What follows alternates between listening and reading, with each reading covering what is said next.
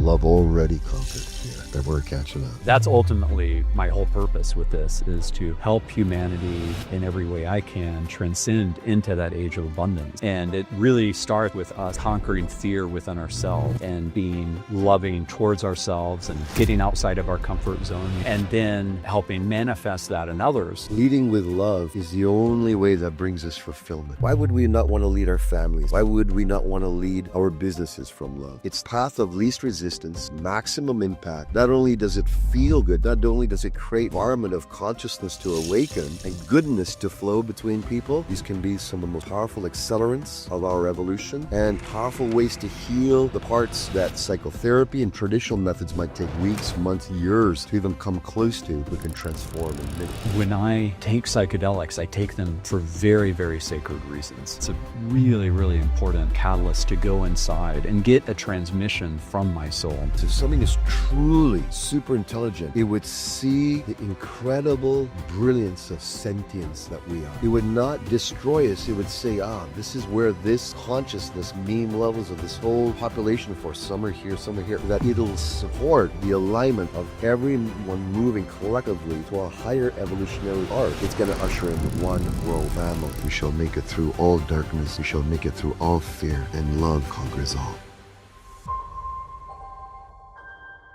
Welcome back, everybody, to Love Conquers Fear. I hope you really enjoyed the last episode with Katie Brown. Wow, that was really powerful. And I wish her the best of luck with Scorpion Creek Ranch. I spent time with her afterwards with my wife, Deborah, and we're looking forward to hearing the full pitch and probably getting involved. She's a really powerful force. And today is going to be very special because you get to meet Satyen Raja, who is her teacher, one of her mentors. And I'm proud to call him one as well. But before I get to that, I want to give a shout out to Jeff Birmingham, who is on book tour right now for a book called The Last Book a Human Will Write. And it's an amazing read. I finished it recently. It really was helpful to me in thinking about how we transcend as humanity into this age of abundance for all. He's very clear-eyed about that and about the challenge in doing so. And I'm looking forward to having him on the podcast. But he and I are for sure brothers in arms to help humanity during this really critical time. And, there's going to be a lot of light, but there's also always dark. And the way we use technology really matters the most. And he's had many transcendent experiences in his life, which he writes about in the book, including the fact that he actually ran for governor in his home state of Utah. And he talks about that and the pandemic hitting and all the trauma associated with that. And he has had a phenomenal career. And he unpacks that as well. But ultimately, this is his soul calling too. And I'm finding more and more people like that showing up for the mission during this really important time where we lock arms and really do the best that we can to help humanity. And as I've mentioned many times on this podcast, there's a lot of people bringing the light, from Demis Hassibis to Mustafa Suleiman to Fifi Lee, Mira Murati, Eric Schmidt and Reid Hoffman and many others. You actually heard on the episode with Jeremiah Owing how we were both raving about all the great work that Reid Hoffman is doing. And so there's a lot of people bringing the light in this time. And that's one of the things that gives me great faith in humanity that we're going to make it together. So I'm going to keep this intro short because there's a lot to unpack with Satyen Raja, who I actually met at the Renaissance weekend. I went to that for the first time recently. And why don't we start there, Satyen? Yeah, it's good to have you here, man. Yeah. Great to be. What an honor. Great to be here. It's a mutual honor, my friend. Yeah. Why don't we talk about how we met there? Because that was an interesting circumstance. And you wrote this really beautiful LinkedIn post, after you went back to your place in Vancouver and I went back to my place in Austin. But honestly, the best part of the Renaissance weekend for me I really mean this from bottom of my heart, was meeting you and becoming friends with you. It was amazing. You know, I was also deeply moved by our connection.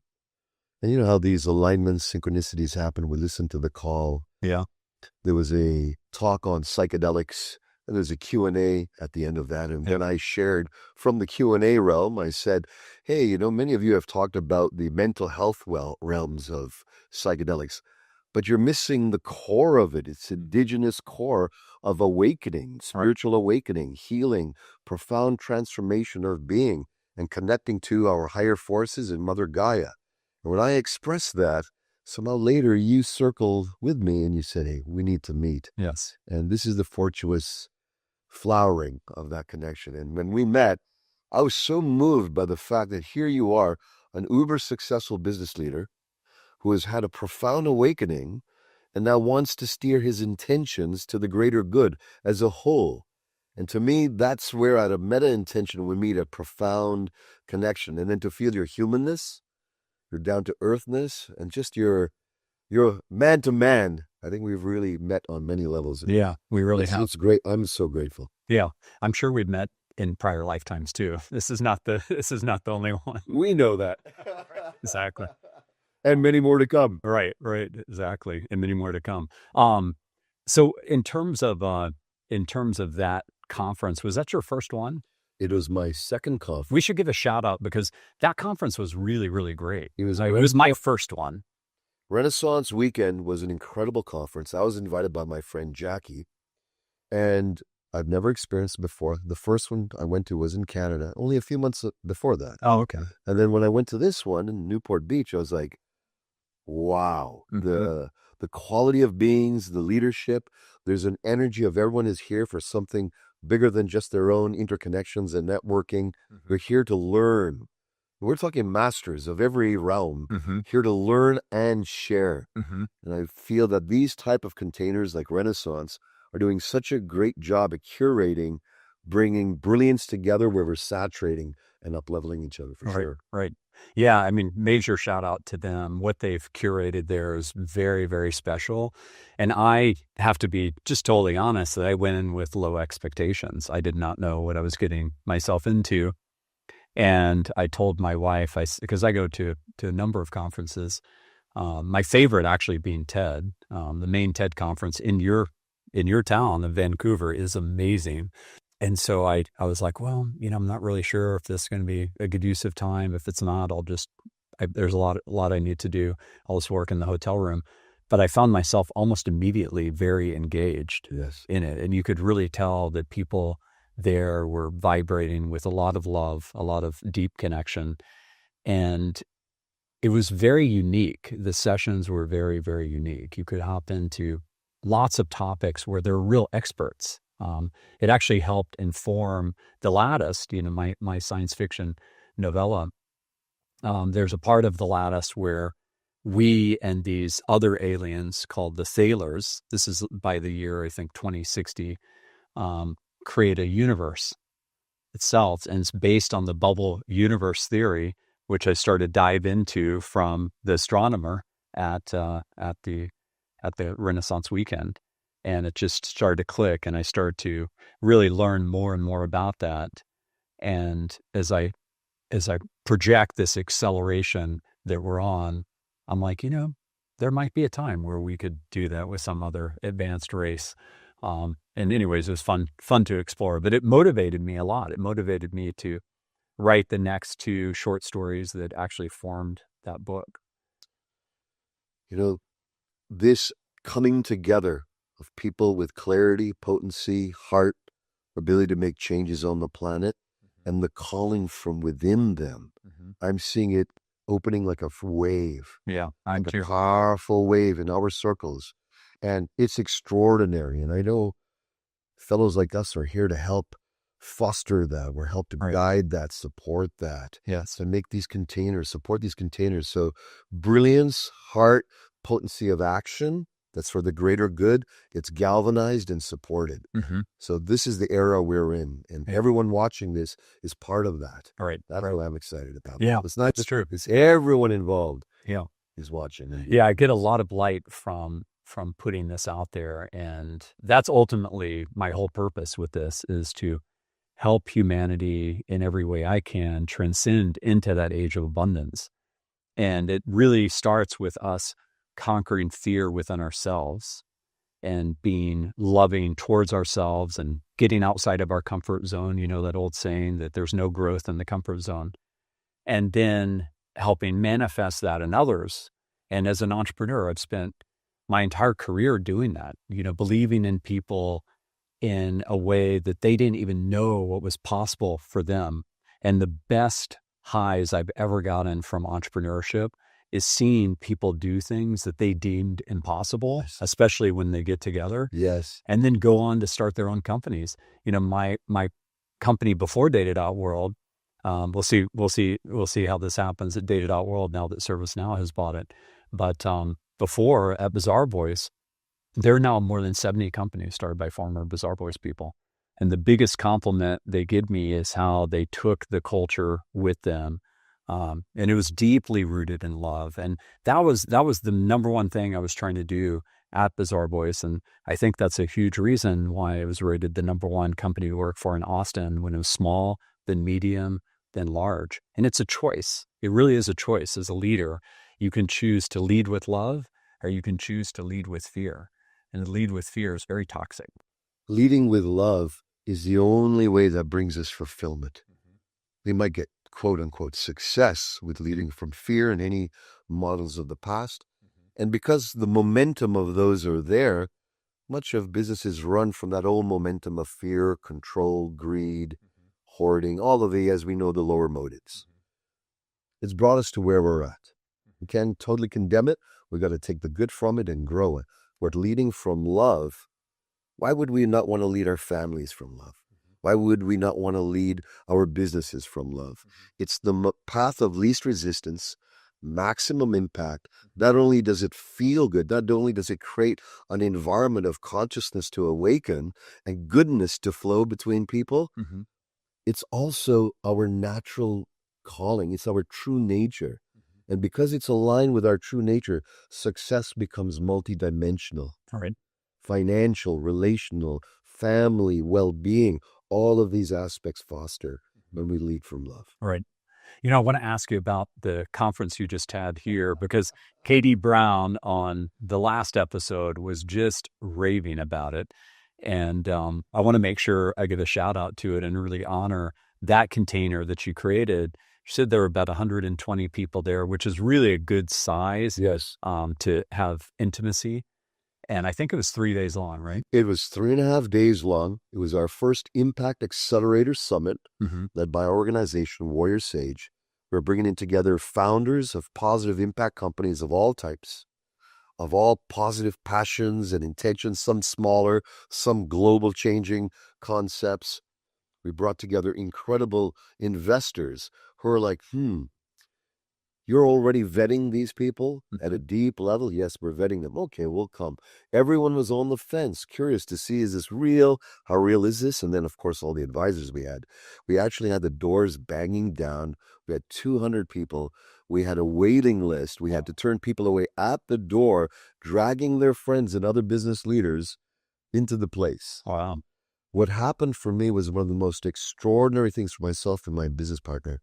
What I saw was, and the endorsements, the text, the LinkedIn messages coming they're coming about 10 per hour right now. Wow. And what's happening is they're saying they've never experienced spiritual awakening, profound connection, family, people eating together, playing together, going through breath work, listening to music together, doing deals, the greater deal flows, much more vetted. Every level of this, I am so thrilled at a soul level. We initiated the next stage beyond conscious capitalism. Conscious, you're unconscious, now you're conscious. Okay, you know that we're connected to the whole. The next stage is enlightened, transcendent capitalism. Now that we know we're interconnected to the whole, how do we actualize that? How do we bring together organizations, investors, companies that are going to bloom together for the greater good? And it's gone from concept to dream to divine inspiration to an actuality that now the top business leaders, at least here in Austin and others who came, They're all behind it. They want to support it, and they know they don't want to go the other way. They want to go forward with this love conquers fear intention that we've brought into this dimension. I'm just thrilled, and my soul is overjoyed. All right. Awesome. Yeah. Well, congratulations. Thank you. If she's any indication, I think you nailed it with everybody there. And I'm pretty sure you did. I look forward to attending one at some point in the future. Thinking about where you're at this point in your own soul's development and your own purpose in this lifetime, what is your purpose at this point? It's really simple. It came to me a few years ago, 3 years ago, 4 years ago during COVID. Mm-hmm. I've been running a CEO mastermind, a private mastermind where it's like a dojo that I was leading and guiding. Mm-hmm. Incredible business leaders, all here for some positive impact on the planet, but all committed to spiritual life, family life, fitness, well-being, and living a, if you will, a multi-dimensional life of fulfillment. That came to a natural close. I got a calling at the beginning of the year from Spirit. It's time for something new. When that happens, I don't even know what that means. Right. It just means I have to take the risk of letting go of what I know that I can do with my eyes closed. That's brought me security and financial capacity and all of that, and say, okay, what's next, God? Well, God showed up and he said, your next dimension is enlightening, unifying, and mobilizing leaders for the greater good, for the highest impact. So that's it. So for me, my stage of life where I'm at now is all that I've been blessed with in capacities, all that I've learned. Now, you feel it, I feel it, many are feeling this, that the momentum calls us leaders to be able to enlighten, which means to heal all the inner shadows, the ego, illuminate it so we're not acting from those old propensities and pulls. We're awakening our ego and bringing it into rightful purpose, right use, align with our heart and higher consciousness. And so enlightening and then unifying. It's time for us to come together, not just stay in the space of inspiration. Okay, like you said, Satyen, come down. Let's get your message out in the world. I'm coming. I'm going to ask you to support bringing the. We all support each other to unify with our A games. And then what's yours, mine, and all our brothers and sisters? What's their capacity to mobilize now with more clarity, more efficiency, more potency, something that's good for all, the all win. So my game is the all win right now. Right. I want nothing else. Right. And that's what I'm here for. Yeah. Yeah. Well, when I talk about it, I talk about the age of abundance for all. And I do mean all. I mean all of humanity, no one left behind. And that's something that we can absolutely do. Absolutely. It's all possible. And technology has always been a very important conduit for us to climb that Maslow hierarchy, but it's always how we use it. It's always how we use it. In this summit that we just led, how many people came in like this? Naysayers, doubting, not sure. The intention seems high. Is it a new agey, fruity, fluff thing? Is it going to be a real business? And what was fulfilled was all the naysayers leaned in. They all approached me one by one. My heart is moved. I've never been in anything like this before. I've committed to funding 3 of your companies that you've presented here. This was happening all day long for me. And that shows me that the greatest force is not the old paradigm sourced in fear and control. The paradigm, which is the ancient paradigm of love, which we stand so strong in, is the way to move forward in not only our personal lives, but in the life of business itself, that business becomes a force of love. Yeah. That's our mission. Yeah. I've done so much reading this year on everything from books on consciousness to quantum physics to, of course, spirituality. I've read tons of spiritual text at this point, from the Tao Te Ching to the Bhagavad Gita to, the Zohar, to basically all of these. I've been looking for what is the common root. And if I could summarize it, it's actually not that hard to summarize. The whole point of this reality is this is the earth school for our souls to manifest love within ourselves, love within each other, to serve this common purpose of elevating humanity. And ultimately, that's how our soul continues to ascend. And the game underway, if you look at it that way, is that there's all these distractions in the world of form that keep you from that. Fear is ever present. There's a lot of people that have manifested more fear, or they've tried to, within us through social media manipulation with the algorithms, all the toxins being put in our food, which actually aren't legal in your country of Canada, but are very legal here. I talked about that a lot in episode 3 with Jason Karp.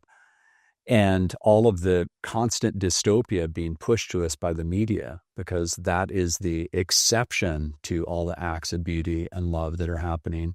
And it's much better business if you're just trying to manifest dollars, which dollars are energy, money is energy, to just hijack the amygdala. The amygdala is wired the way it is because we've been around on Earth. Hominids have been around for 4 million years, but Homo sapiens for around 250,000 and 300,000 years. So even something like electricity is a very modern convenience in the span of 250,000 to 300,000 years. So that means that for most of the time, we were dealing with incredible scarcity. But, in a way, there's this aspect of us in this world of form where we've forgotten like what makes us most human. These bodies and these minds are extremely powerful. And so it actually is not that hard. I'm working through this book right now, which is a bit tedious, to be honest with you, but it's been recommended by many friends. And it's called The Raw Contact, the RA Contact. You know this book? Okay. Since my 20s. Okay.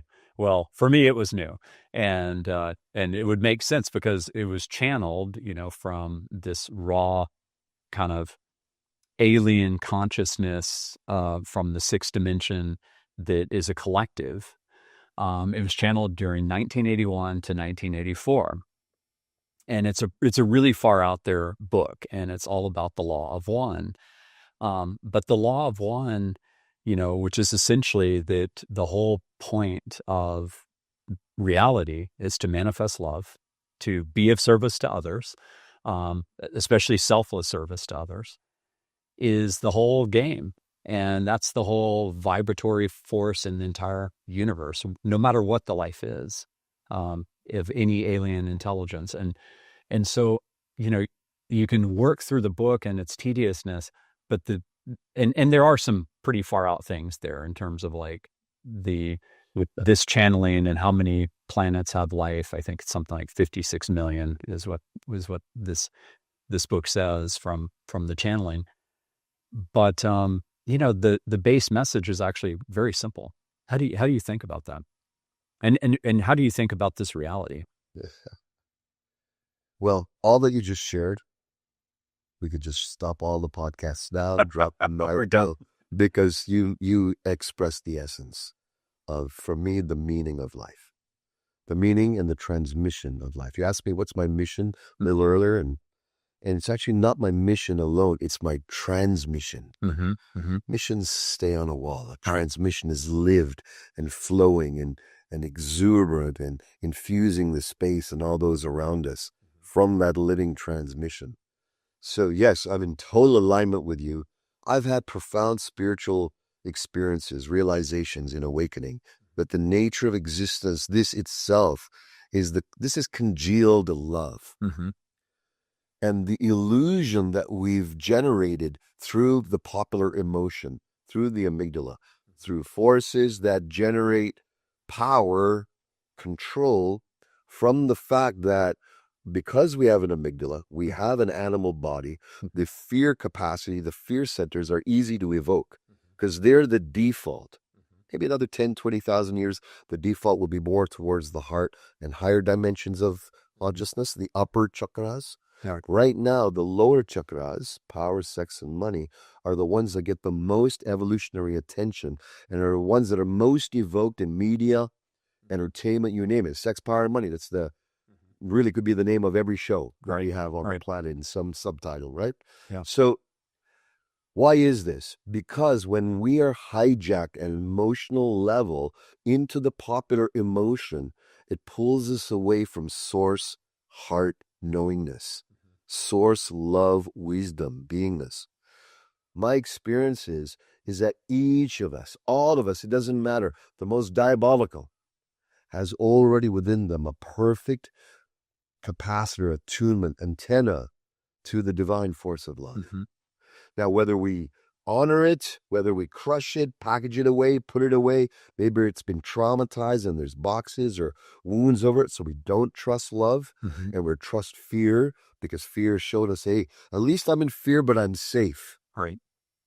So we're moving now through a experience where we're not wanting to live in fear, even if it's brought us value, even if it's brought us safety at this point, because now it's no longer safe fear.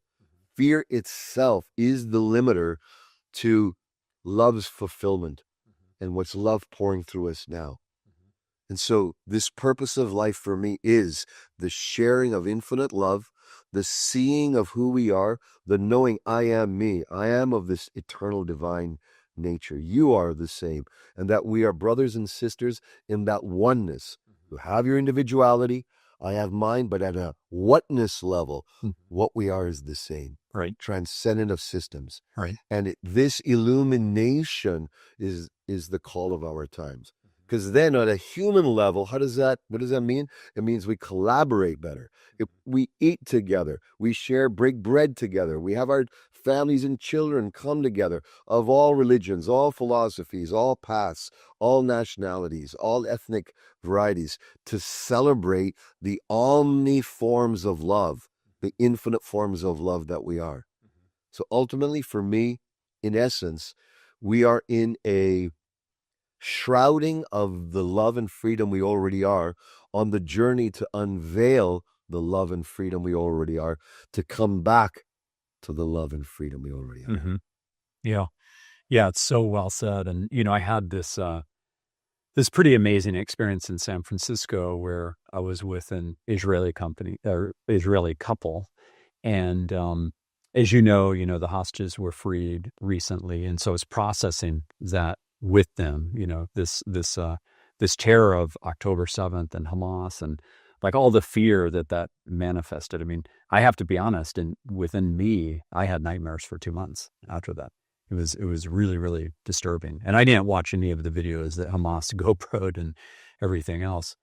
But I was trying to make the point to them that they need to break out of the media paradigm that they're in, because they weren't seeking out things like the Progress Network and Fix the News and these channels that you can tune into that the algorithms frankly bury.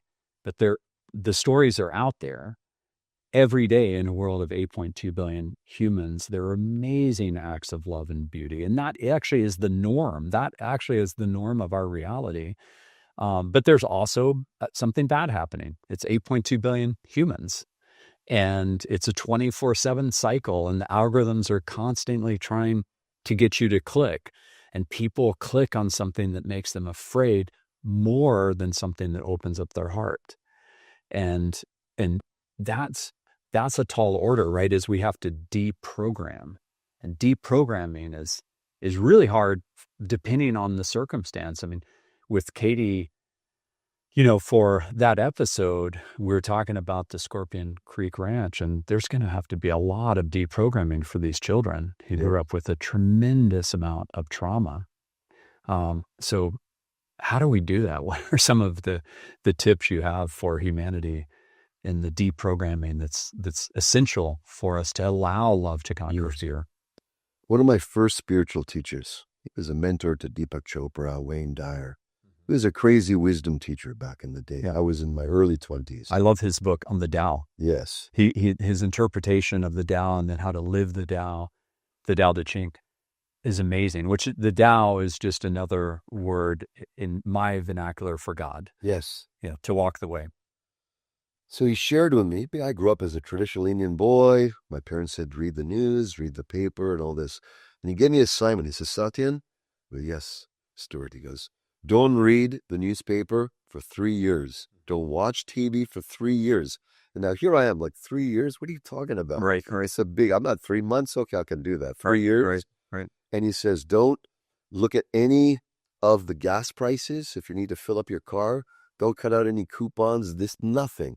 I want you to remove yourself from the popular emotion. Mm-hmm. And I said, well, what if I'm uninformed, which is my fear? I come from an educated family. If we don't know what's going on in the world, we're not going to be worldly enough to make the best decisions and clarity and know what's going on.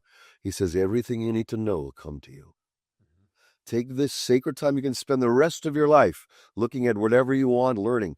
But the sacred sanctuary you create for yourself, away from the popular emotion, is going to purify your attachments, purify the hooks they've already got into you that you don't even know, purify the parts in you which has succumbed to these, if you will, tendril-like latches onto your psyche, which you get pissed off about that, upset about that, angry and vehement about that.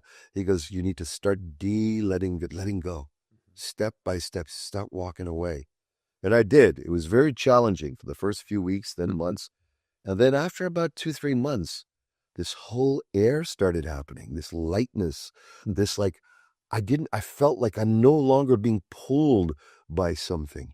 My own sovereignty started arising. I started meditating naturally without all these interference patterns of noise that were just within my energetic system. And I came to the deeper truth. I got to listen to my soul's voice with clarity. And that can never do you wrong. You can't go wrong. Right. And it's the voice of love. It's the voice of wisdom. It is. It's the voice of the God force. And when I told him, he gave me a high five, he gave me a hug, and he says, now you got it. That's your navigation, not the news out there, but the news coming in from here, the instructions. And he says, now all you have to do is open, follow instruction. Open, follow instruction. The rest will unfold. I've been doing that since a young man, and that's all I've been doing. And my life has been a magical journey every single day. Wow. And here's one right now. Eating or being with you. Yeah. And so, yes, it's, in summary, remove yourself, no matter how hard it is, from the popular emotion, from the forces that get you to be pulled in an antagonistic duality. Our side, this side. Look how horrible they are. They are feeling the same. Look how horrible they are. And that antagonism captures the dualistic consciousness and keeps it trapped and locked away from soul wisdom. But when we integrate those, relinquish that pull, then the voice of God, the voice of life gets onboarded again. And now you really live. All right. And now we're part of the whole, and now we're part of the whole symbiotic relationship. And we find our place, we find fulfillment, and we find the service we're meant to give. Yeah. That is beautifully said. And, when you were talking, it reminded me of two things I want to just unpack really quickly. So one is Tim Ferriss's The 4-Hour Workweek. Yes. You may remember in that book that Tim actually lives here in Austin. Okay. And you may remember that he said in The 4-Hour Workweek that you don't need to worry about the news, because if it really matters, someone's going to tell you. If it really, really matters, you're going to know. Exactly. And then number two is he tells this story about this fisherman. So you know the fisherman story in the book? It's a great story. So it's this Harvard MBA guy, and he's super ambitious, and he's super stressed out. He's the CEO of this pretty big company. He says, I've got to get away. I'm going to go fishing. So he goes to Mexico, and he goes fishing, and he sees at one point this guy on the dock, fishing. And he walks up to him, and he says, what are you catching? And he describes this beautiful fish. He's like, it's the best eating in all of Mexico. And he said, oh, that's cool. How many do you catch a day? He's like, I really just fish 1 or 2 days a week, just enough to feed my family. And he said, well, how many of these fish are there? He says, it's just abundant. I mean, they're everywhere. I could just catch these all day long, every day. He said, well, you're in luck. I've got a Harvard MBA and I'm very ambitious and I'm here to go into business with you. Like, I would love to change my life. I'm super stressed out and like, we'll go into a fishing business together. And the Mexican fisherman says, well, what then? And he said, well, we'll start to catch a lot of fish and, we'll sell them, all over, the state that I come from. And he's like, well, what then? He's like, well, we'll scale up operations and we'll sell them all over the nation that I come from. He's like, well, what then? Well, then we'll create a worldwide business, And he's like, well, what then? He's like, well, then we'll take the company public and we'll both become really rich. And he's like, and then we could spend all day long just doing nothing but fishing on a dock. And the thing is, that was my dad.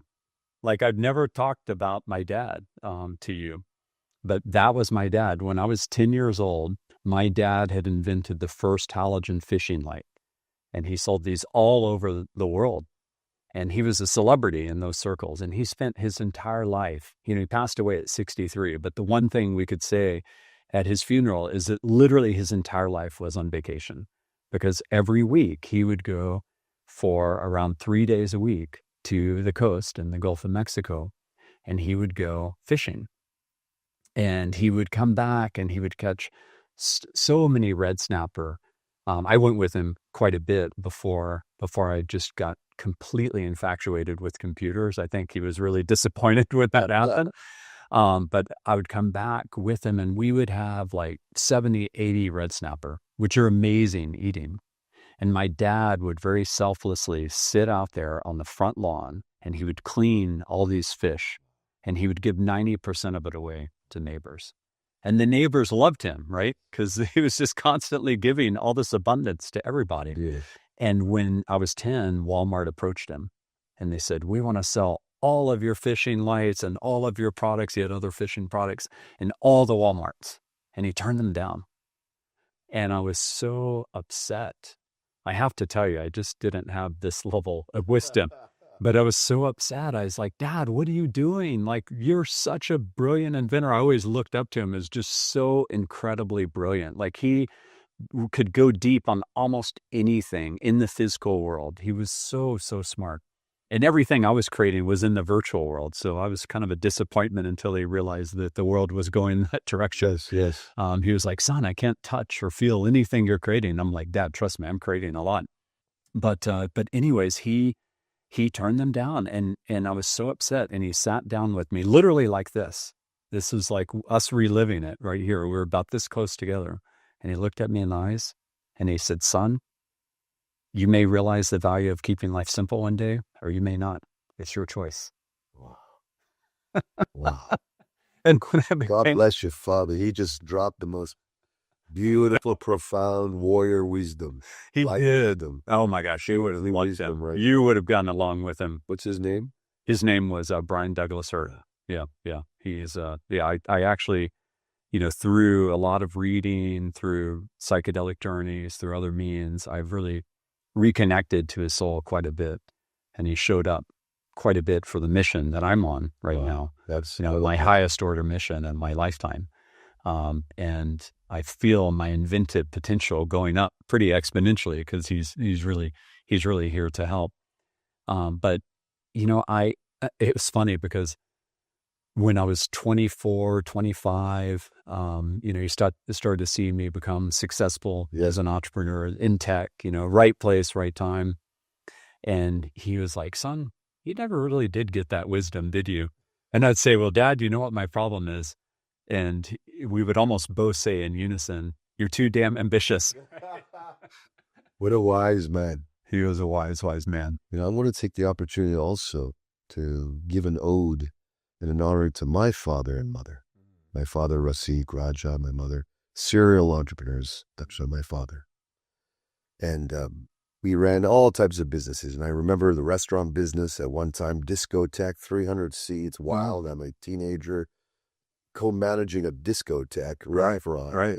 Yeah. And it was just wild days. I know as a teenager, you were there primarily to meet the women at that point. Actually, I know what it was. I was actually too young for that. Okay, well, I was a little young. I remember my teenage years. But I enjoyed the energy of the disco, the music, and fun. But every night, I mean, craziness would break out. Fights, bar fights, all types of interest, things that traditional Indian parents, they don't, how do you manage this? This is interesting. Like, what? And at the end of the night, he would fall asleep deeply. We'd come home at times, eat all together as a family, no matter what. Mom would help rift any tension, and we'd all eat with love. We'd share good stuff together.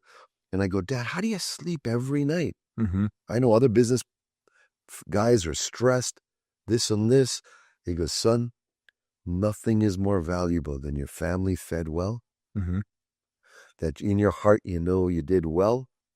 You can lay your head on the pillow and you can thank God for the day. And there's nothing, no regret, nothing left over within you. And nothing is worth worrying about, business or nothing. The only thing worth worrying about is our family. Someone's not well. Nothing is worth it. So you, son, no matter how far you get in business, you rest every night. Nothing is important. Everything shuts down. And put the attention on your family, your love, and go to bed with God's peace. And to this day, he lives like that. He transmits it to me. And he's the pillar for me of what it means to put business in the right place, in the heart. Yeah. And putting family first. Yeah, that's beautiful. That's really beautiful. Wow. Lucky. I'm glad that we're honoring our fathers. I spend a lot of time on this podcast talking about my mother and all the love that she put in my heart. But it's also important to honor my father, and it's important for you to honor yours. And you need both sides of the equation. If you can have both sides. I mean, again, these children, my heart was breaking yesterday in the conversation with Katie. And wow, what a powerful soul she is to take on this mission in her life. It's essential that warrior sages like us are holding a higher intention, that we value the past, we honor, we give integrity and honoring to our past, our ancestors. We're not here alone. The whole culmination of our ancestors' wisdom, their survival, what they've gone through for us to be here, to be afforded the quality of life and the opportunity to expand and to make choices in any way we want. Nowadays, it's profound. It's more than perhaps we should ever realize. And yes, honoring the mothers, but yes, honoring the fathers is essential because we're fathers. And mothers, God bless them, they get lots of love because mother's love is mother's love. Yeah, the mothers are the ultimate creators. But my father's love is the banks of the river. Yes. That's formed us, that give us the silent power, the transfusion of silent power that makes us more evolved in men. So bless our fathers. Even if they didn't do well in life, even if they weren't the best imprint, we learn from them, what is my center? What can I absorb from that to be the best version of my current masculine, heart-centered gifting to the world? Yeah, beautiful. Let's shift for a second and talk about tools. I'm curious what your view is on psychedelics at this point. Like, you have a lot of experience using them as a tool. But there's many tools, right? There's many awakenings and many catalysts.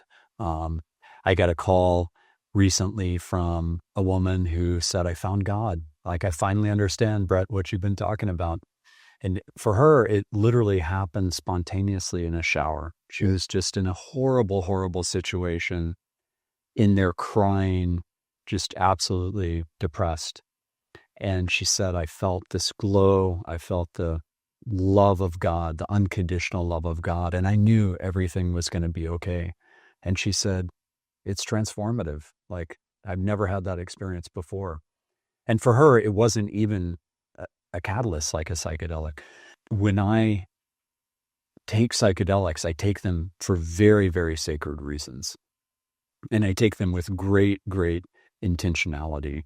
I don't look at them as any type of party drug. I actually think it's, I don't want to take anything away from people that choose to do that. I think maybe there's a time and place for some people to do that, but I look at it as very sacred. I don't want to Absolutely. do it for that. I literally, there was a party I was at recently where MDMA was offered to me, and I ran from it. I was just, this is not what for me. This is not what I want to do, because it's a really, really important catalyst to go inside and get a transmission from my soul.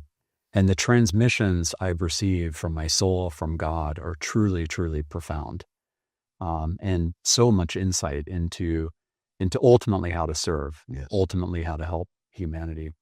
Now, I'm curious, how do you view it? You know, where you live in a different region where it is more enlightened in this way, and these are legal. So how do you look at this? So, when I was very young, I dove into the spiritual path of Shaolin Kung Fu order and full-on training in that. And we were very antithesis to drugs, alcohol, any type of what we would call outside of things of the integrity and the temple atmosphere, which had its profound value in my life. Yeah.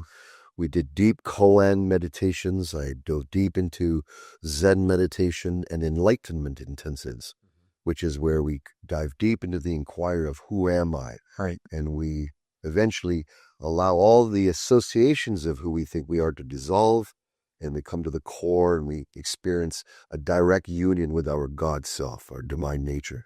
So when I was young, in my early 20s, one of my mentors introduced me into these meditative paths. And this is where I had profound realizations and awakenings to the God force. Mm-hmm. And then a few years later, when I met this rascal, crazy wisdom teacher, and he took me to the forest of Ireland, and he offered me a tea with many mushrooms in it. I thought, am I in a Jim Jones cult? I was totally scared. I was terrified. I'm like, I gave my trust to this man. Right. I read all his books, and now he's giving me drugs. And I was like, and I grew up traditional Hindu, very straight family, very conservative family. And I looked in his eyes and I saw purity in him and a wink. And he winked at me and he goes, "You're a little uptight, aren't you? You know, young man, you know, you and your Kung Fu and your Hinduism, you all know everything." And he was just poking at me. Right. And in his poke was a love. And somehow I felt I was taken care of. Mm-hmm. And I says, okay, I'll do it. Mm-hmm. And I took the cup of tea. Me and other disciples of this master, we went out in the Irish forest, the sacred forest, and I had the most profound revelatory experience that lasted, I don't know, 12, 16 hours. Wow. Okay. That's a high dose of mushrooms. Yes, and we were continuing to sip it and drink throughout the forest all for hours. And he showed me, here's the forest of remembering. That group there that's starting to meet, they're working on their root chakra. This group, they're working on their heart chakra. They're working on their third eye chakra. Higher. And I'm seeing all these energetic dimensions and multiple dimensions unfold. And that's where I realized the meditative traditions are there to help us awaken to our true nature. The psychedelics take that and allow us to enter the multidimensional existences that are there that we can't perceive through our limited human frames. So from there, I was initiated in my early 20s, 22 or 3, into the path of shamanism, of which now I have led, I don't know, hundreds and hundreds of ceremonies internationally, taken many groups to Peru, led many ceremonies of ayahuasca medicine, mushrooms, wachuma, to many powerful groups. Now, why I'm very attuned and very believing of this at this time, we're in a renaissance. The psychedelic medicines in the context, as you shared, sacred environment, not recreationally. I'm also stand with you. In a sacred environment with high intention, deep prayer, opening to truly what's wanting to come through, coming in with an intention for something higher, not just for material gain or to win the next ticket or win the next gal, but something, God, give me wisdom so I can be a better man. That's my prayer. Right. Help me be a better man for myself, my family, for the world. And when I go in with that earnestness of intention, I'm so gifted by these plant medicines and the medicine realm. So That's been a little snapshot of my experiences. We've initiated some of the greatest leaders who are now, standing for psychedelic medicines, physicians, therapists, Dr. Gabor Mate, you name it, have come through our experiences and have now becoming, if you will, a torch for wisdom through those means. There's more to mature. Our society will mature more with this, but really valuable for me that medicines should be used in a context of a sangha with strong, clear, conscious, vetted leaders who don't have reputations of doing funny stuff and have a purity of heart. When we bring all that together, these can be some of the most powerful accelerants of our evolution and powerful ways to heal the parts that psychotherapy and traditional methods might take weeks, months, years to even come close to. We can transform in minutes. So that's where we are today. And we're in a beautiful time where the depth of them is coming, and now the mature use of them in the right context will be the next stage that we're entering and cultivating now.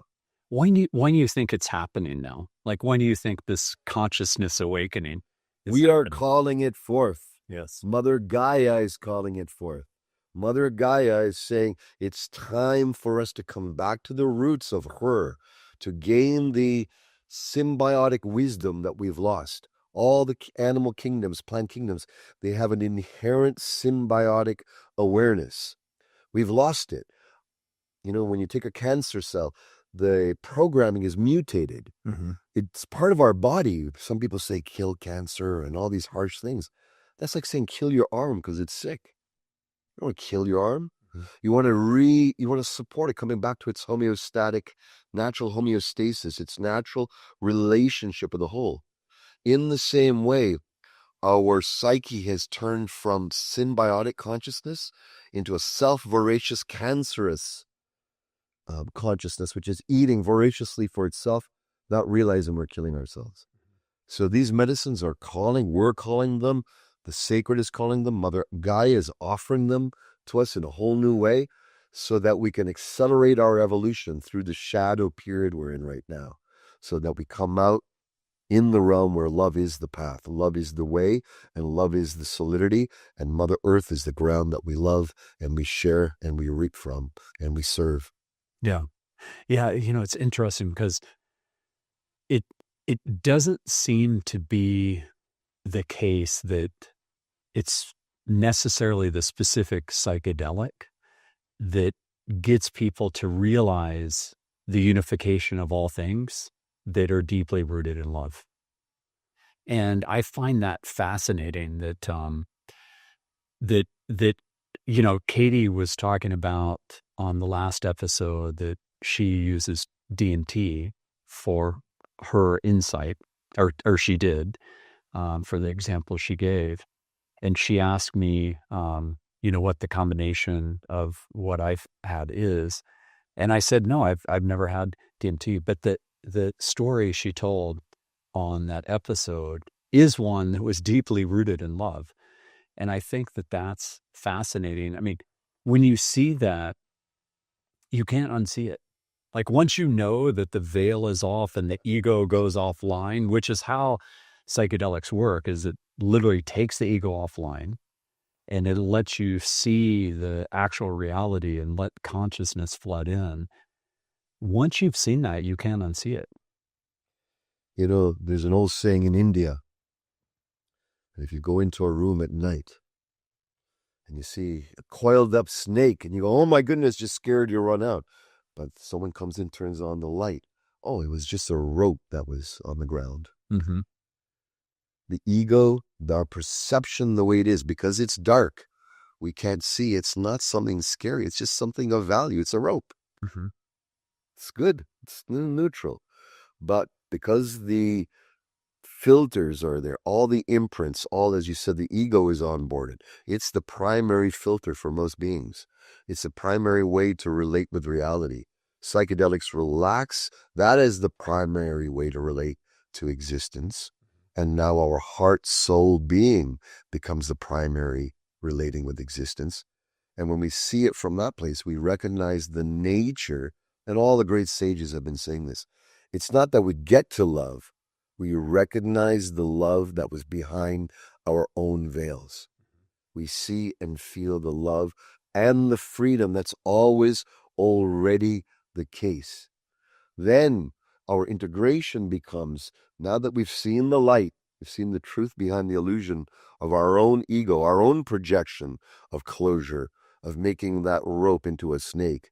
Now you don't have to be in fear anymore. All right. And when that fear is released, dissolved, transmuted, now that energy that was going into the contraction and all that energetic use to maintain the fear,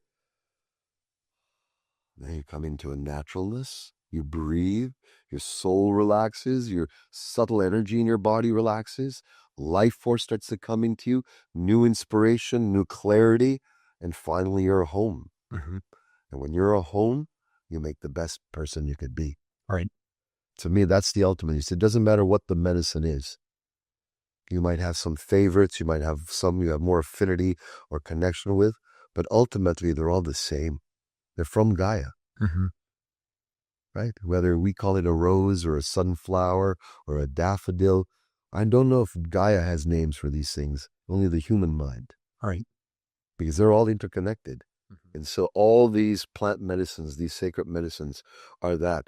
They're the manifestation of the soul's calling of the earth plane. It's Gaia's infusion, a way to give us a nectar to return back home to her, and her is us. Right. Right. Because we're all from that. Why do you think they've been so demonized and so taboo for,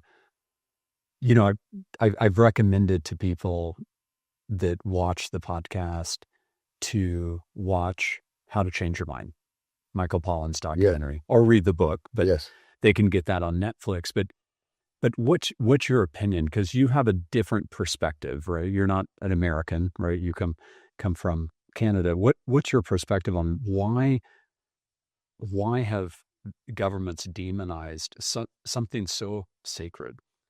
I mean, it is so sacred. Well, and it's been used for thousands and thousands of years. There is a good side to it.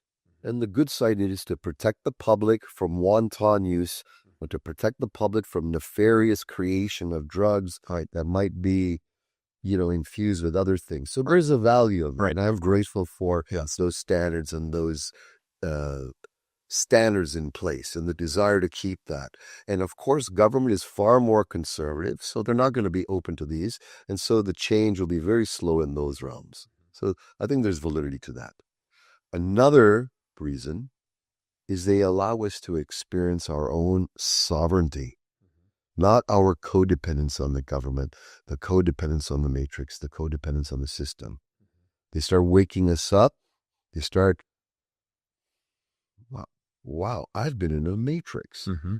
And the government, in its current form, also has a matrix structure and is part of that interweaving. And so why would a system like that want us to wake up out of the matrix to create our own sovereign life and no longer be a battery, no longer be a cog in the wheel of the great 1984 Orwellian treadmill and hamster wheel? Right. That's the danger to the system. And that is one of the reasons we are being repressed from the full sacred wisdom use and proliferation of these beautiful, beautiful gifts for us in humanity. So value, good, but at the deeper level, it's to keep us from waking up. Right. And now that there's more openness, there are progressives, there are people in the governmental realms that I've met at Renaissance, who are doing great work, who are behind the scenes going, this is a spiritual revelation and revolution. We can't talk about that. We got to talk about the mental health and this. But internally, they know it and they feel it and they're expressing it. So that's what it is. It's part of the great support and aid of our time to wake up from the matrix of illusion, of fear, and come back home to love, and come back home to being in service to love. And not, the structures aren't necessarily designed to be fueled by love. Yeah. That's why. Yeah. After the Renaissance weekend, it was not that long ago in this house that a very conservative Governor Rick Perry, of Texas was here for a fundraiser for the Americans for Ibogaine initiative. That happened here. Really? Oh yeah. Wow. And I've talked about it on. That's amazing. Yes, it's. I've talked about it on prior episodes of the podcast, but those are episodes that haven't aired yet, so you haven't seen them yet. Wow. But it was amazing. We raised a lot of money that night for this initiative, and the most amazing thing about that is that as an avatar for change, he is known for being very conservative. And his partner for that is this guy, Brian Hubbard, who, I don't know if you've seen Brian Hubbard speak, but that man is a force of nature. He will not be stopped. He was first shunned. He got almost to the finish line of getting Ibogaine research funded in Kentucky, where he's from, and was shunned at the last minute, like shelved at the last minute. And he found a home for it in Texas. And that $50 million of funding for Ibogaine research to primarily save people really struggling with addiction, opioid addicts, alcoholics, or suicidal vets. You know, we've lost in America 4 times as many vets to suicide than we have to combat since 9/11. 4 times as many. And I just watched this documentary, which hasn't aired yet, on Ibogaine, and it just really touched my heart. Now, I've never done Ibogaine, and the reason why is because I haven't had that kind of suffering. Yes. I came from very loving environment with 2 loving parents, and I haven't been in combat. I haven't, experienced killing or seeing that, and it just really touched my heart. But that night, the stories around our dinner table that were told were really transformative. And, it's interesting that the vessel, if you will, Yes. is actually a conservative vessel in the state of Texas, which is a very conservative state. So I think that is really promising. This $50 million of funding, by the way, passed by the Texas House, is more funding for psychedelic research than has been passed in any state or any country at any moment in history, pre or post the Nixon administration. Which, bravo. Yeah. So This bravo. Pretty This amazing. is amazing. Yeah. You see, I am so glad whoever and all these people, beings responsible to moving it forward, I really want to commend them. Because the momentum in the situation, right? It's hard to move through those conservative circles and those energetics to even want them to attempt it, because it's got so much taboo on these things. I had my first Iboga. No, Ibogaine is the chemical component, Right. if you will, of Iboga, Right. the whole plant. Which the reason we should explain, it's created that way is for very precise dosing, right? Where the Iboga plant, which it's derived from, it's a little bit like taking psilocybin mushrooms. You don't necessarily know how much psilocybin is in that mushroom. Yeah. Exactly. So I had my first experience about 1.5 years ago. And you did it with Iboga. Iboga. Okay. And it was a brother of mine, Hanyang, who led a beautiful ceremony in my home, in my own house, for 3 days. I had a profound experience. I've been seasoned almost 40 years in plant medicines. It was my first with this. And I got the beauty of a whole other dimension. It was Africa. Iboga comes from Africa, and the other medicines I've been with for South Americas, the Amazon, you name it. But this is from the heart of Africa, Central Africa. Right. And it took me into a profound dimension where I met an ancient ancestor, like post, I would say just the beginning of Homo sapien. And I'm like, from that fog, our eyes met, and we are burning. Like, imagine seeing a raw, wild man, undomesticated. I'm in this realm, and we started looking, and the recognition was there. I'm his future, and he's my past. Wow. And it totally rewired my being. My animal, not in the dark, shadowy, unconscious side, but my roots, not just ethnic, but going caveman. Mm-hmm. I felt, I was there. I saw the plains of how we lived. I was shown it. And it got me to realize, and I got a boon, a blessing, that if we've come from there to here, and this is where I am now, and I represent this ancestor of mine, one day I am the ancestor. There'll be someone in a plant medicine ceremony, thousands and thousands of years ago, where I'll be the old man. Yeah, yeah. And I felt that. And this is where it came to me, the miracle of what Mother Gaia has given us for the illumination, the wisening and the deepening of why we are here on the earth plane. Because quite frankly, people are so lost in meaning. And these are beautiful ways to resurrect and to refine. There is a deeper meaning. You might not know what it is, but take the chance, take the risk, find someone reputable, go in for the inner work. And when you do so, you'll start attuning back to your natural DNA, your natural path, and your natural path of fulfillment. Because everything else is a distraction and causes suffering. Right. Yeah. Yeah, it's interesting. That's beautiful. First of all, I just want to honor that's incredibly profound. In this documentary, they have different interviews with doctors on it. And these doctors who are very, very credible in their field, these are very prominent doctors. One of the things that they said is there have been two really big miracles of pharmaceuticals.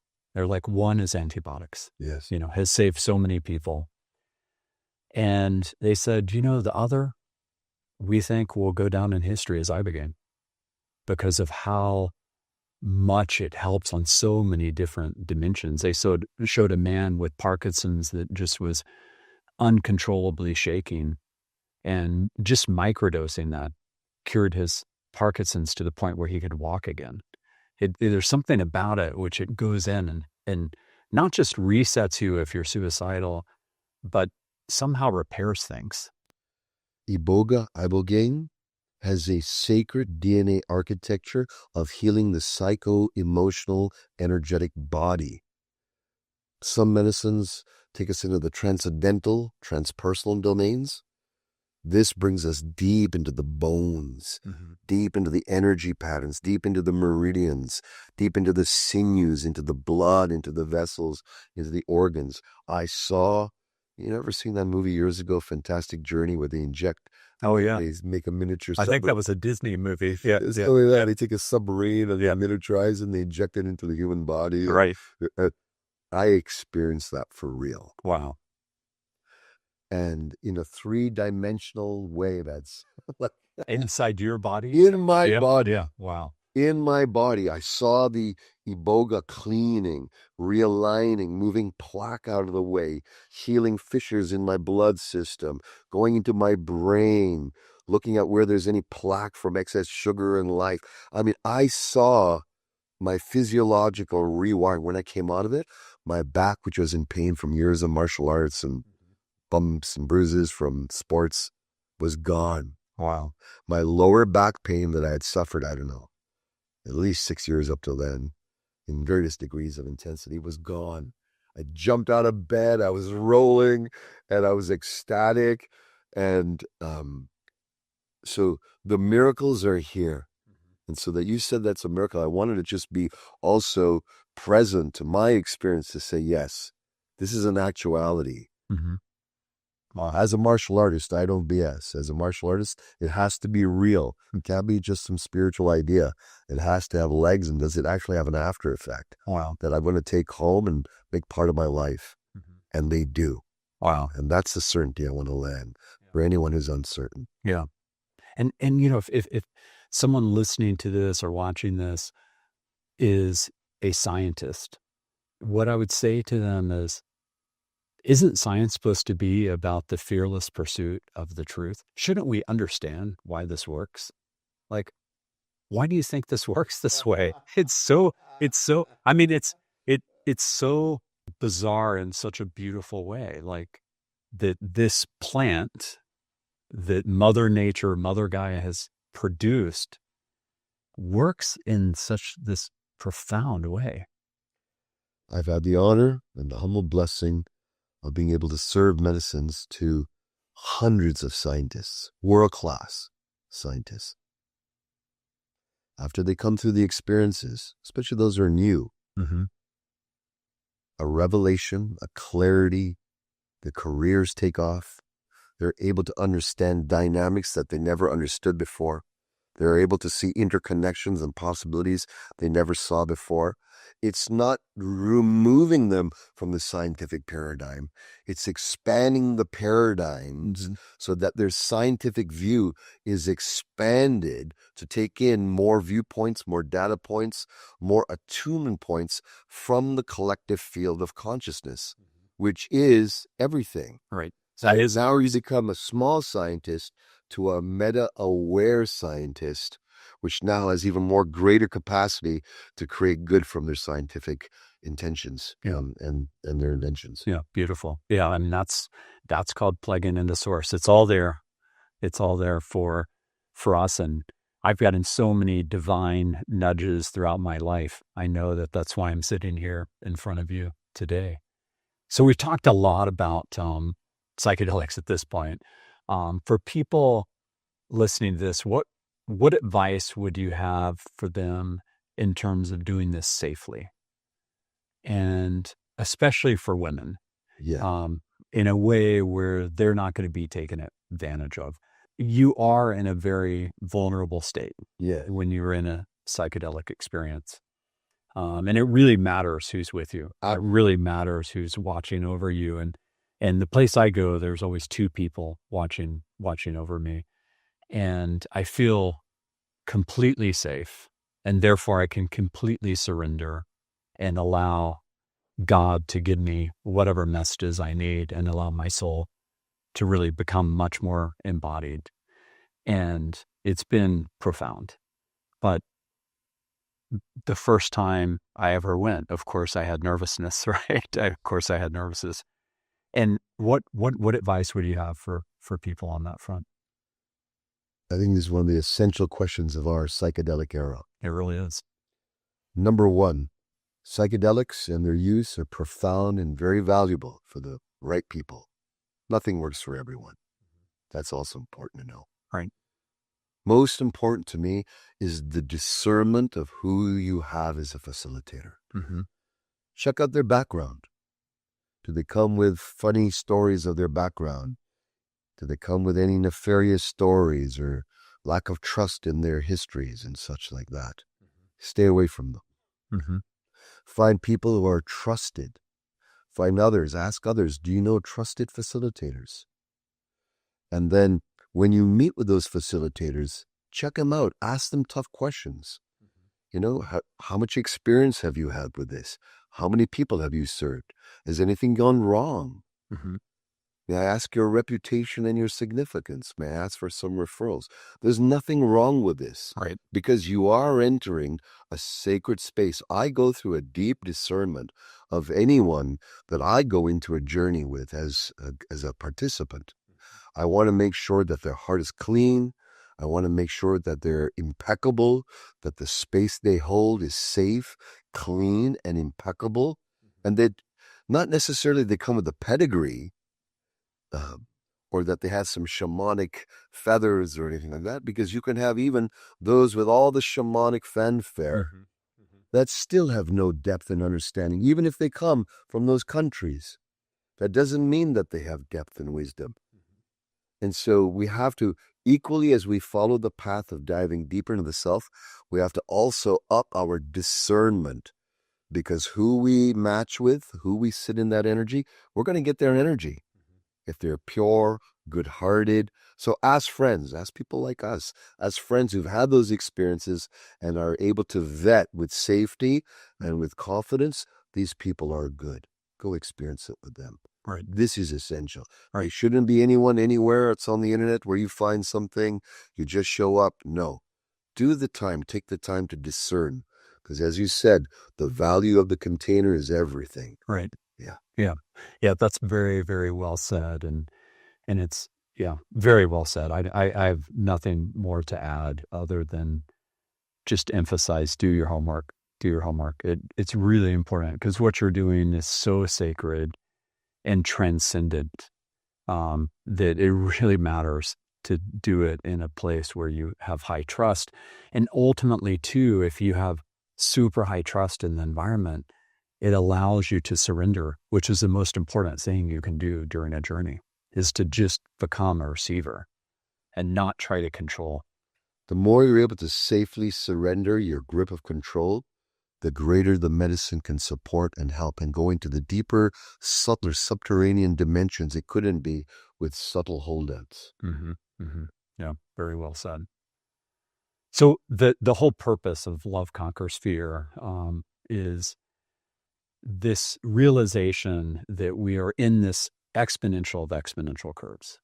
And AI, quantum computing, robotics, brain-computer interfaces will be able to take us into this age of abundance for all if we divinely guide them.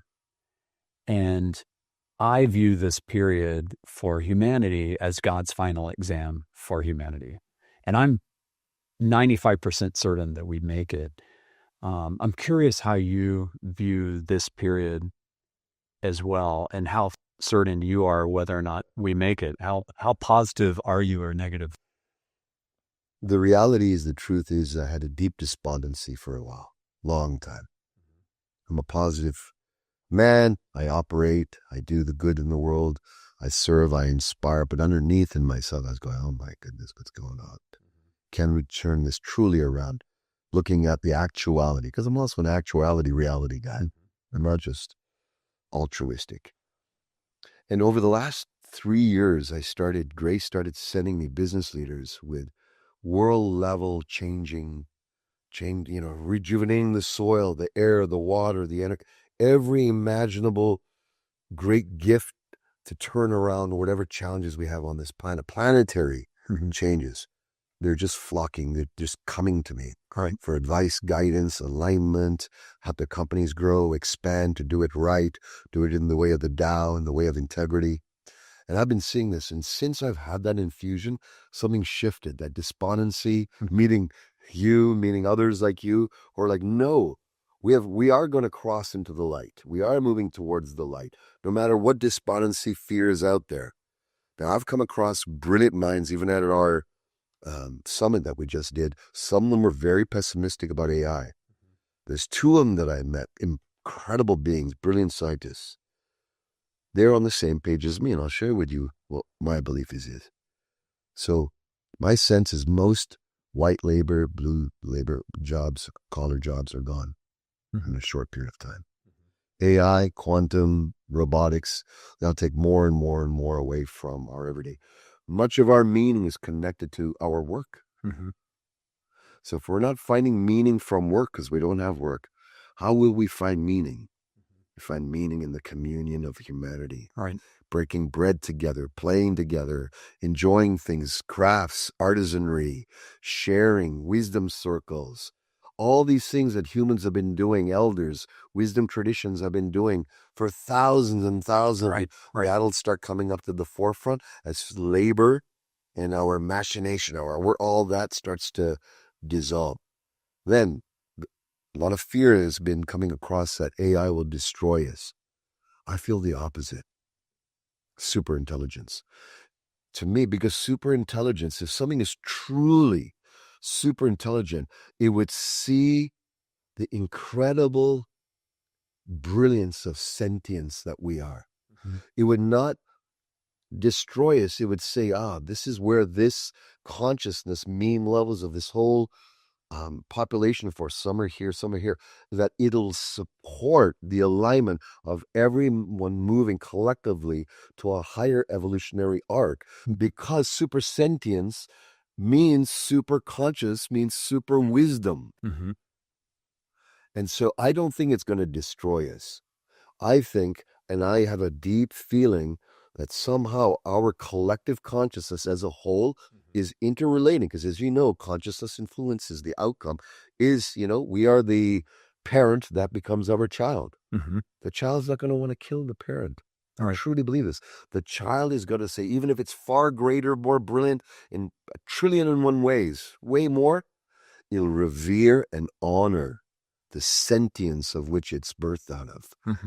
And I believe it'll actually just take care of so much stuff that we keep getting ourselves into global levels of suffering, that much of that will be solved by that, so that we can put our heart's attention, our whole humanity's force towards evolving each other at a soul level and coming back to our tribal, conscious, enlightened version, not the separative tribalism, but the unified one world tribe that we are, one world family, not one world government. Right. It's going to usher in one world family. Right. And that's what you and all of this are here for. Yeah, that's beautiful. And, scientifically, we're 99.9% the same DNA-wise across the world. Yes. Every human being is so much more alike than different.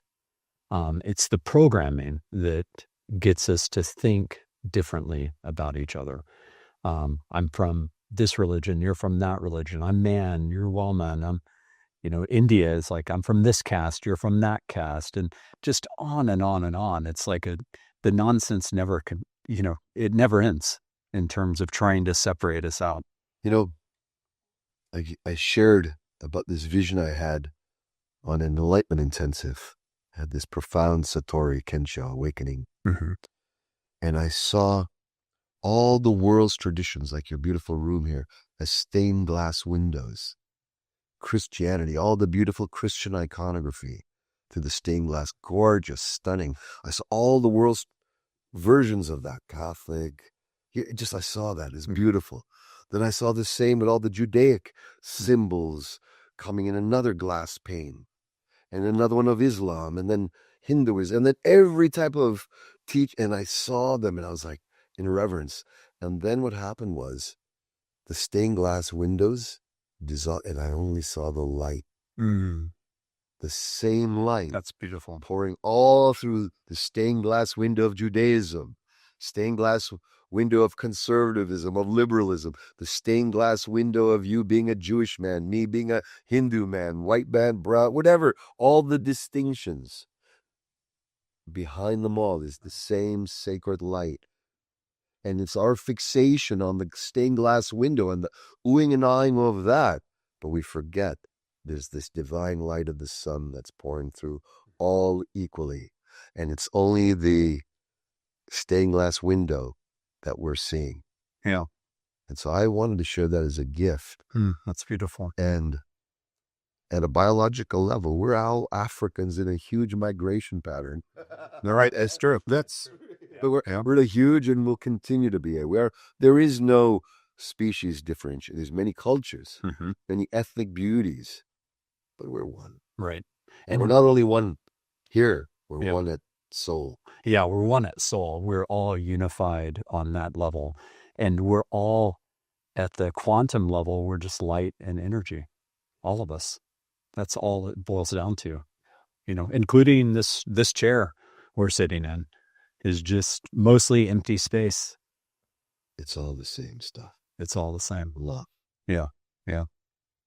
Love, I'll give you a little wink. Love already conquered fear. Yeah. And we're catching up. Yeah. I mean, I did, there was this one journey I did where I saw the battlefield, and on the battlefield we had won. Yeah. And it really felt like a vision from the future. I didn't love the fact it was on a battlefield. Hopefully that was a metaphor. Yes. But I was saying, can't you see? We've already won. Those of us who are feeling this in this time, we got to stand strong, even if it feels cavalier, right? Even if it feels we're the crazy ones. The crazy ones are being called forth right now to be the voice of the impossible. Yeah. And when we gather, impossible becomes possible. Can I ask you for a favor? So I'm giving you this copy of The Lattice. Can you just read the dedication? Yes. Because you just invoked something straight out of the dedication. And I just opened it to the dedication. Yes, exactly. Yes. Dedication to the crazy ones. and those dedicated to breaking us out of the self-created matrix. Let us all bring the light to awaken, deprogram, and manifest love, conquering fear. The age of abundance for all awaits us, with deep love for all of humanity. Your beautiful name, Brett Alexander Hurt. Yeah. And actually, if you read the PS too, because I define what the crazy ones were. Here's to the crazy ones. In 1984 are the best advertisements of all time, each with a deeply encoded message from the divine source, God, Tao, consciousness, the astral plane, or whatever you choose to name it. It is nameless, loving, and ineffable. Austin, September 7th, 2025. Yeah. I had to have you read that. Yeah, it's true, that it is. My fellow crazy brother. Yes. Yeah. Oh, that's what I like, crazy brothers and sisters. Right. Wow. Okay, I just have to sit with that for a moment because that was such a beautiful moment. Thank you so much for doing that. So you sound like you're pretty darn positive that we're going to make it. What do you think the transcendence looks like? Like, what do you think the catalyst is? The reason I wrote the last is I had a vision on one of my journeys of what the positive awakening could be. And one of the things that I'll be honest with you, I'm struggling with right now is I've had a lot of these conversations, especially in San Francisco. I just got back there from last week for TED AI, and this one panel, which was the philosophy of AI. It was moderated by Stephen Levy, who's the co-founding editor of Wired magazine. And I whispered to David Judson, who I brought with me. He's my intellectual thought partner on so many things, including the book that I'm writing right now, Love Conquers Fear, Humanity, AI, and the Age of Abundance for All. And the panel, I said to him, I whispered to him, I said, where's the humanity here? Because the whole thing was just about, well, of course AI is already sentient, or it's just going to be sentient very soon. And I was like, it was all materialist. There was not a single person on the panel like you. They could have really benefited from having you, or having anybody who had the knowledge of these amazing gifts we have, this connection to the divine. And one of the things that kept coming out at that event, and then various events that I went to in San Francisco, is people saying, well, Brett, don't you think it's going to be a negative catalyst? Like, it's always a negative catalyst with humanity. And this is one of the things that I do honestly struggle with, because there was the Holocaust, and that was a very negative catalyst. Absolutely. It was a catalyst that made people say, never again, never again, never again. And it's taught almost all throughout the world. There's some cultures that deny that it ever happened, but most cultures teach it. Of course, Canada teaches it as well. But what do you think it's going to take? Do you think it's a positive catalyst? Do you think it's a negative catalyst? Do you think it's a combination? Like, how is humanity going to transcend this zero-sum, scarcity-based, fear, kind of command and control mindset to awaken? I'll tell you how. Yes. Because of you. Because of you, because of me, because of everyone else who's saying something against the popular emotion. You saw this panel. You might even remember half the people on the panel speaking in this closed, pessimistic, unsure way, from their brilliance, from the neck up of what they've studied, their numbers, the facts show. Right. Facts do not register at a soul heart level. The soul heart being, God dimension of our being, doesn't care about facts. It cares about the light. What will happen is, as you get and you express in a panel of 10, 20, the positive light, whoever's watching that, they're remembering you. They're not taking the others home. Right. They're shutting down with that. They already get that. They already know that. There's nothing more to know from what they have to share. Right. Yet, you presented a new possibility that cracked the paradigm in that space, at least started to bloom it, open it, give the possibility to it. You, me, and the tens of millions of others around the world are doing this right now or in our own unique way. We have to hold strong in the light.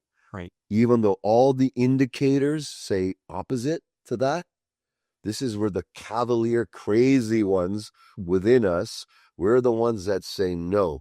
We know from a soul level, we're getting a calling, not from one place, masters from all around the world, awakened, positive impact capacity individuals like us are going, we're getting a message that's deeper than what the numbers are saying.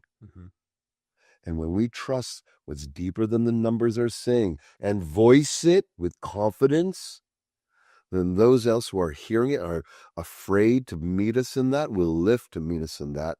The momentum of the wave of pessimism will start to dissolve. And our strong voices, us being representatives of light, of truth, that momentum will grow. So it's just a matter of continuing to build momentum in spite of the evidence otherwise, because that's who we are, and that's what it takes to create a new world. Yeah, that's so beautifully said. And we know that there's this divinity and love within us all, and that is the highest vibratory force of the universe. And what we're talking about is an alignment with the order of the universe. And so love has to conquer fear. And that's what happens in the lattices over and over and over again throughout history, throughout species, all over the universe. Love has to continue to conquer fear. And I talk about that is ultimately God's infinite game, that it never ends. It always just repeats. Never ends. You know, one of my right-hand teammates, Caroline Thompson, my blood sister, Alfred, Batman and Alfred, she passed a few years ago. And she said, Satyen, I had this revelation, and it's her last post before she passed. She says, it's not life and death, it's birth and death. Life is the continuity. And when she said that, I rested in my being. And soon after, she passed all of a sudden. Wow. And I got that life is what's continuous. Our arising in this version or dissolving in this version, that comes and goes. Right. But continuity is there. Yeah. And the other thing I want to share. Well, the soul is eternal. So the soul, that is the continuity. It's never been born and never will die. It's timeless and it's eternal, which is what we are. And through time, we will start to recognize, feel, become more attuned to us from a soul level. And that's what this world is being initiated, to go from egocentricity to we-centricity to all-centric, because that's the nature of our being. We are the all. We're not living as the all because we're in a graduation process, like you said, school, house, earth. And I take a look at this, I'm a stubborn man growing up. I learned a lot, not from wisdom, but from making mistakes, making a lot of dumb mistakes. I think we've all made lots of. And I think wisdom is born and matures out of mistakes, not out of the good steps we did, but out of the missteps we did. Hopefully that's where wisdom is born. Suffering is a teacher. There you go. And so in the same way, we might as a humanity have to go even further to the brink of our seeming annihilation, if be, hopefully not, until we slap ourselves on the hand enough to go, enough is enough. And sometimes our nature is like that. I didn't turn around until I was beat up enough. But I believe benevolence and grace, never let it be so much so that we self-destruct. Just like our children are older now, but when they were young, we let them work stuff out, play, they tumble, they fall, you get them back up, they cry, they make mistakes, they break stuff, they hurt themselves. But you never want to let them run out in the street. That's too dangerous. They could die. But you let them learn their mistakes in the sandbox. And Right. I think that's what the grace and benevolence is offering us. What we think is the edge, is the cliff, it's just a playground box for us to make our mistakes in. And when we graduate, we'll be able to walk on the street without Mother Nature, Gaia, the God Force, having to look and pull us back off the street. Mm-hmm. So that's what I think is going on for us. That's beautiful. That's very well said. I love it. In terms of books, I've covered so many books on this podcast. You've seen it. And I love the books you recommended. I've already started. Oh, well, I'll recommend one because you invoked it. In terms of leading from the heart. Yes. One I finished recently is called Inside the Magic Shop. You know this book? No. It's by James Doty, a doctor who sadly passed away in July. I was going to reach out to him and have him on the podcast because I make friends with these authors, including you. We're going to talk about your book in a second. And he had that type of childhood that Katie Brown is trying to help these homeless kids. He wasn't homeless, but he had an alcoholic dad. He had a very absentee mom and just horrible, horrible life circumstances. And he went into this magic shop in his hometown, just looking around. He really couldn't afford anything. And it's owned by this guy, Neil, and Neil's mom, Ruth, happened to be in town for the summer. And she looked at him almost like you looked at me at the Renaissance weekend, when we locked eyes. She looked at him and she's like, "Do you want to learn real magic?" And he said, "I think so." Like, he's a little bit nervous. And she's like, "I will teach you magic that will change your entire life." And she taught him how to breathe. She taught him how to focus his mind over that whole summer. And ultimately, the most important lesson she imparted is how to open the heart and lead from the heart. And his life was absolutely transformed. He manifested everything he wanted, and there's many lessons in the book, including the things he actually thought he wanted weren't the things that he actually wanted. Yeah. So he learns that hard lesson later on. But it's a great, great book. I highly recommend it. And when you listen to it on Audible, you can hear his tears. Yes. In quite a few of the passages. You can literally hear him crying during the reading. It's really, really beautiful. But what are some of the books that have touched you that I haven't read yet? I'm sure there's many. There's the thing about this is, honestly, there is an ocean of content. Yes. When it comes to spirituality. I mean, it was Mark Gober who turned me on to Buddha at the gas pump. Oh, yes. With his podcast was called Where's My Mind? It was in 2018. It was a phenomenal podcast, very highly produced, really well done. Unfortunately, only ran for a season. I hope Mark brings something like that back. Although he is helping me with this, he's recommended guest. I had Joel Schaefer on. That was a Mark Gober recommendation. He just connected me with someone that I met with today who wants to come on the podcast, who is amazing. But you look at something like Buddha at the Gas Pump. It's been going since 2009. It has like around 800 episodes at this point. Yeah, God just bless him. the ocean of content Yes. is so deep. But what have been some of the most transformational standouts for you? It's funny you sharing this because, it was about a year and a half ago I cleared out.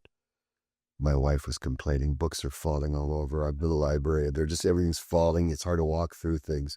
So I went through. You haven't been in my office yet, which is a few down in the hallway, and I'll show you. And that's the state of my office right now. So I went through a painstaking process of books I've had since 16 and 18. So some of the ones that just stand out in this moment, Charlie and the Chocolate Factory. I love that book. It was my favorite movie. It's my favorite movie. Yep. My son's. Why? The most disheveled, unlikely candidate to win a golden ticket. All the others had every way to get a ticket, fighting every way to get a ticket, but he got the golden ticket. And I felt when he got it, I got the golden ticket. Right. And then anyone who felt to be in a place that who am I we can get the golden ticket too. Mm-hmm. And become the head of Willy Wonka's chocolate. So that was a masterful book that shifted my relationship with my wife and my daughter was The Way of the Superior Man by one of my mentors, David Data. profound book. It gave me an understanding. I understood a lot about the masculine consciousness, warriorship, integrity, alignment, but I had no idea on how to be with women. No idea. And when I read that, I go, oh my goodness, I need to have, it gave me an insight that I need to understand the beauty, the honoring, the magnificence of the feminine, the goddess. So that was very powerful for me. He wrote another book called Blue Truth, which to me is like a Bible. It's an essential. I read it all the time. I go back to it over and over. And my current training manual that I use for all the mentees in my CEO circle is a book called Reality Transurfing by a former physicist, Russian physicist named Vadim Zeland. And this shares about the multidimensionality, the infinite universes that are there. So rather than about manifestation, it's about creating the alignment within. So you're transferring your consciousness to the universe where what you want is already there. Right. So rather than creating, it's surfing yourself into and the exact instructions, how, the ways to detach from the world of popular emotion. That's the first step. It teaches you to remove yourself from what they call the pendulums, the things that hook your psycho-emotional body to be wrapped up in for or against, which sucks away your life force of creativity and manifestation. And then it deepens and deepens. It's a thick one, but it's one of my favorites. I've gone through it at least 30 times. Reality Transurfing. So those are my current favorites that have moved my heart. And then the one that just brings me all the way to the simplicity of God is Conversations with God. And my brother gifted that to me. I had, maybe this looks a little goofy, someone talking about God. And since it came from my brother, I gave it a chance. And I read it, and it's moved my heart. It's like God speaking to your heart. So these are the some that touch my heart. Wow. In this moment. Who wrote that book? Do you remember? Neil Donald Walsh. Okay. Wow. Well, the only one I've read out of those is Charlie and the Chocolate Factory. Yes, okay. So I have some catching. I can't wait till we discuss all of those after. Okay, we're gonna have a heyday. Yeah, we'll definitely do that. That's really fun. So I want to read from your book, because people should know that you also are an author, and an absolutely beautiful book here that you gifted to me is just, it's just magnificent. Hopefully people can see this on the video, but this is, I don't know how much it costs to print this, but it's got to be very, very expensive to print something like this. And this one really spoke to me. This part about power. And so I want to read this. And by the way, what is the title of this book, of this one? It's called The Path of the Warrior Sage. Yes. Okay, good. And we should give a shout out to the Warrior Sage community too on Facebook. I get so much value from the content. Thank you for inviting me in. So this is about power. The seeking of power is wired deeply. We need it to direct and control reality. In its early stage of spiritual maturity, the self seeks power from controlling others, thereby securing its status. For the fortunate few who become disillusioned from such exertion comes the surrender of control and the adamancy not to be controlled. Then, for the rare one, comes the realization of true power, the power that comes from empowering others to transcend the control game and be totally free, to enjoy the power of truth and love without force or manipulation. Power, it is our ultimate ruin or our gateway to freedom. I'd love that. This book is amazing. It's really amazing. How do people get this book? Go to my website, warriorsage.com. Yeah. And all my books are available there. Yeah. How many books have you come out with? These are the Transcendent CEO and Transcendent Culture. Do you have 3 books? Do you have more than 3? I've written 5 books. 5 My books. first book was called Living Ecstasy, an oracle on living an ecstatic life connected to God, spirit, and your highest truth. These came out next from my work and contemplations of the mentoring I've done with business leaders for decades, and the distilled wisdoms and actionable spiritual wisdoms that come from that. And I turned it into an oracle. And then with that, I created Transcendent Culture, how to create super coherent, heart aligned super teams to cross any finish line. And then this Path of the Warrior Sage, this art book, came as a collaboration between my spiritual sister, Deborah Kasha, who's been since we're young. She's been my really close friend and sister, and she did all the beautiful art. So it's an oracle art book. You open it anywhere for wisdom, insight, and attunement. You know how close I am with my wife and how I'm my soulmate, 29 years. You wish about her all the time. Well, you've been married even longer than me. Why don't we talk about your soulmate? My goddess, my wife, my girlfriend since I'm a youngster. We met in high school, Suzanne Raja. She's a woman's leader.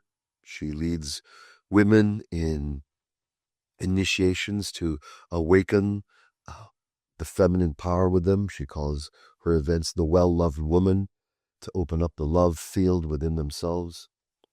And she has been with me from day one, when the world didn't believe in me, when I didn't believe in myself. To this day, every day, she's my upliftment, my power, my Shakti. And she's my refinement. When I'm full of shit or when I'm going off track, as a strong Jamaican fiery woman, she holds nothing back in letting me know that.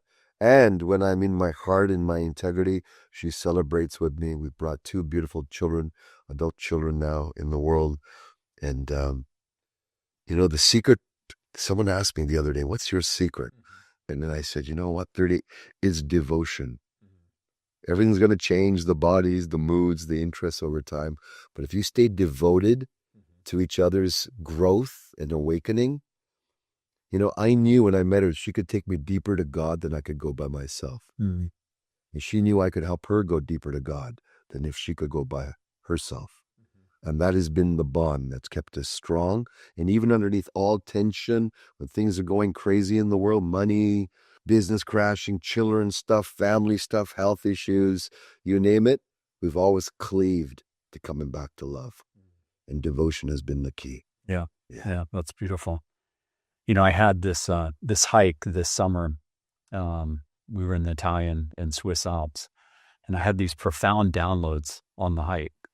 Not psychedelic catalyst, just source speaking through me, my soul speaking through me.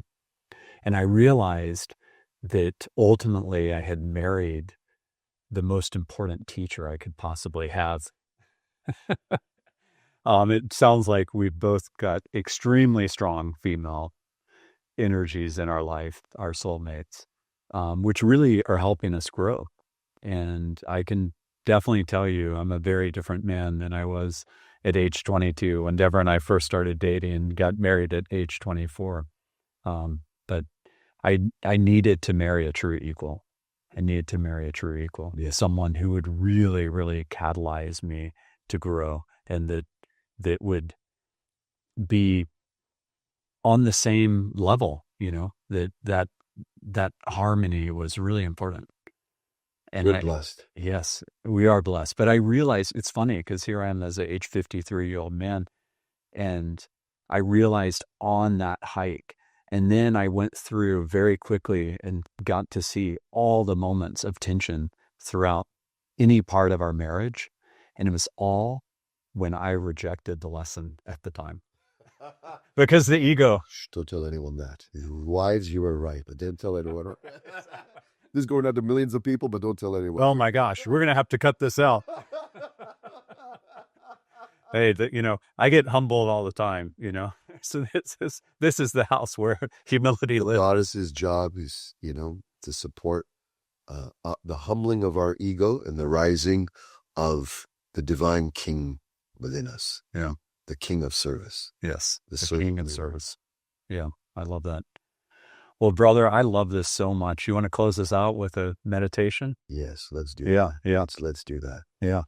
And please, everyone listening, watching, include yourself, join in arms and bring your whole family, all those you love into this field. And even, I'll put all the ones we don't love as well. Let's bring them into this space. For sure. Because let's conquer love now in this moment. Yeah. So let's pull in all the things that are unloved right now in our own life, personally, professionally, all the things we're scared of in the macro world, of which there's so much to be concerned and fearful of, rightly so. And feeling all of that in our heart and soul.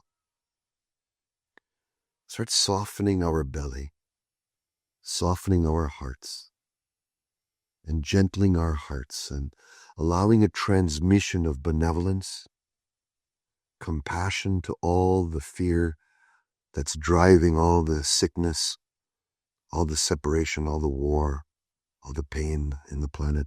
Let's offer it profound love to the transmission of compassion.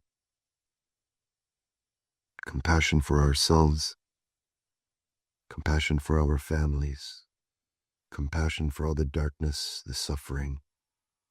And let the light in our heart continue to widen and brighten and expand further than our body, even further than the rooms we're in, further than the cities, states, countries we're in, so that our collective hearts engulf the world as one now.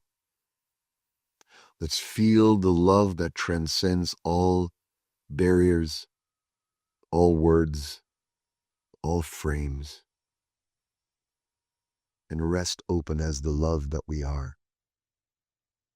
Knowing the love that we are, that we share, that we express today at a metaphysical level, and with the next people that we sat or we sit next to or chat with, let's be the conduit of love's greatest gift, which is ourselves. We shall make it through all darkness. We shall make it through all fear, and love conquers all, because that's what we are. Amen. Amen. Beautiful, brother. This is amazing. Yeah. Thank you so much. It's my joy. Thanks so much, everybody, for tuning in to another episode of Love Conquers Fear. That was amazing. You really got to see Satyen's heart and how much love he puts out in the world. I hope you'll tune in to warriorsage.com and really subscribe to all of his amazing transmissions and the beautiful community that he's built. You saw how much it moved Katie Brown. And one of his partners lives here in Austin, so I'm going to get to meet him soon. His name is Vince. Stay tuned. I'm back in Austin. The next episode I'm recording is with one of the most important teachers in my life, actually. He has written an amazing book that we're going to discuss, and I'm hosting a dinner for him at our home with people coming over to really learn from him who have all read his book for discussion. So you're going to get to see us discuss that right before going into the dinner, and stay tuned. Thank you again for all the light you're sending my way. As you know, I'm doing this for impact. I really care about humanity making it. God loves us all. Source is there to ultimately help us. And here we are. Love conquers fear. Thanks so much. Spread the word. We're really trying to put as much light out there as possible, and you can really help with that. There's no ads here. I'm just self-funding it, and I would appreciate your help. Thank you.